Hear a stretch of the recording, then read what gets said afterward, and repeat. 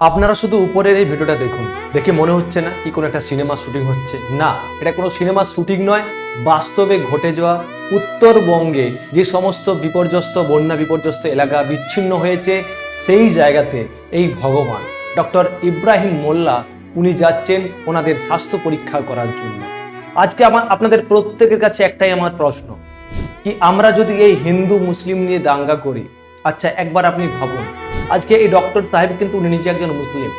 আজকে উনি কিন্তু এটা ভাবছেন না কি ওখানে হিন্দু আছে নাকি মুসলমান আছে, উনি শুধু এটাই ভাবছেন এটা আমার ডিউটি, ওনাদের স্বাস্থ্য পরীক্ষাটা কাজ করাটাই আমার কর্তব্য। সত্যি ওনার এই সাহসিকতার জন্য ওনাকে কুর্নিশ জানাই, ওনাকে অসংখ্য ধন্যবাদ জানাই।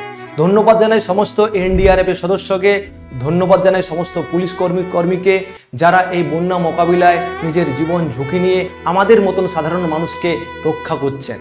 কিন্তু আমরা সাধারণ মানুষেরা আমরা এই সমস্ত ভুলে শুধুমাত্র হিন্দু মুসলিম নিয়ে দাঙ্গা করছি। আচ্ছা যদি একবার ভাবুন, আজকে যদি কোনো পুলিশ কর্মী, যদি কোনো এনডিআরএফ, কোনো ডক্টর সাহেব যদি আজকে তারা মনে করেন কি আমরাও হিন্দু মুসলমান, তাহলে হয়তো আমাদের মতন সাধারণ মানুষকে জীবন রক্ষা করার জন্য কেউ থাকবে না। ওনারা হচ্ছেন সত্যিকারের ভগবান।